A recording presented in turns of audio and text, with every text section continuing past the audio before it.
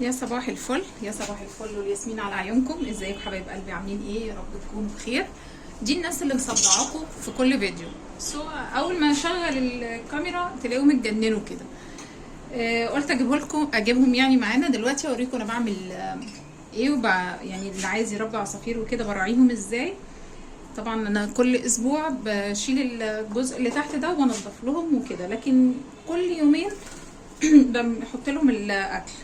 ده المكان اهو اللي بيكون فيه الاكل بتاعهم. بصوا بيقشروه ازاي. كل ده كده يعتبر قشر. كل لما بكون بجيب طلبات العطار بروح جايبه الاكل بتاعهم. عباره عن ايه؟ اهو كيلو اكل عصافير مشكل بيفضل معايا تقريبا اسبوع. بصوا مشكل، اللي هو حاجات كده على بعضها. انا طبعا مش عارفاها هي ايه، بس فاتح في غامق. يعني بنقول له كده كيلو اكل عصافير مشكل ب 18 جنيه وبيقعد اسبوع. في حاجات احجام كده والوان، كبير وصغير. تمام كده. هما بقى يعني ما شاء الله على ذكائهم بجد، يعني اذكياء جدا. حطهم انا في مكان، اول ما اجيبهم على الرخامه هنا بيفهموا ان انا هغير الاكل، وتلاقيهم بقى بداوا بقى لو جعانين قوي تلاقيهم بداوا خناقات ومشاكل مع بعض. ودي اللي بنغير فيها الميه اهي، تحط فيها الميه. برضو باخد الحاجات دي كده اغسلها وانضفها واحط لهم فيها الميه. وزي ما قلت لكم الجزء اللي تحت ده هو غالبا صراحه يعني بجيب ابني اللي بيشيلها، لان هي جامده ومحتاجه ضغط وكده، يعني لازم تتضغط من هنا وتتشال الجزء اللي تحت ده. فهو على طول هو اللي بينضفها لهم. لكن انا كل اللي اقدر اعمله بس. حبيبتي ودي وشك الناحيه التانيه عشان ما تعضنيش، والله عضتهم وحشه جدا. باخد الحاجات دي كده ارميها واغير لهم الاكل يكون عندهم، علشان ابقى حتى مطمنه ان هم عندهم اكل كتير، ما يبقاش في مشاكل وما بقاش قلقانه عليهم. وبجد يا جماعه انتوا عارفين ان حتى الطيور بتتحسد، يعني سبحان الله حتى العصافير بتتحسد. انا في فيديو كنت عملته للعصافير ووريت، يعني طلعت ان هم بايضين وكده، كان اول مره يبيضوا، فانا ما اعرفش يعني ان هو ممكن يتحسدوا في حاجه زي كده.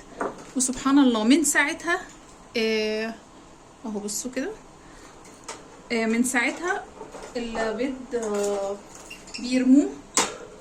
يعني ممكن مره لقيتهم واكلينه ومره الاقيهم راميينه في الارض كده، يعني ممكن هنا يكون ظاهر عندكم ان هم هو راميينه في الارض، مع ان هو ده المكان اللي المفروض يبيضوا فيه ويطلع فيه العصافير الصغيره. ما طلعوش خالص والله، بقالهم كام شهر عندي.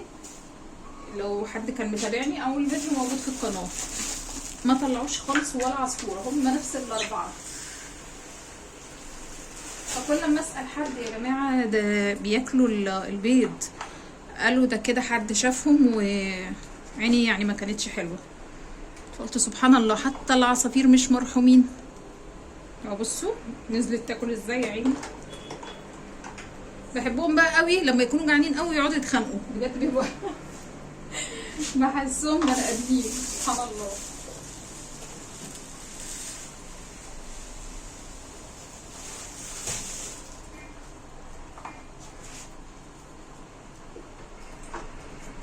يبداوا بقى ينزلوا اول لما يشوفوا الاكل كده، يبداوا ينزلوا وياكلوا.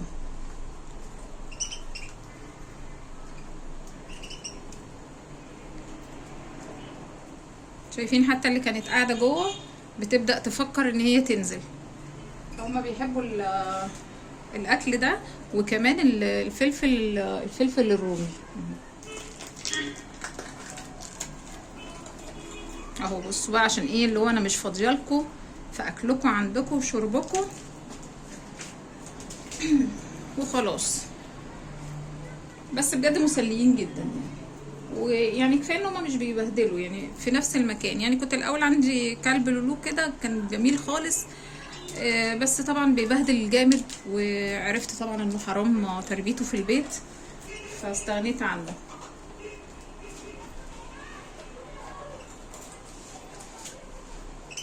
هما بقى لما يفوقوا من الاكل اللي بياكلوه هيبداوا ياكلوا الفلفل الرومي. تمام كده شايفينهم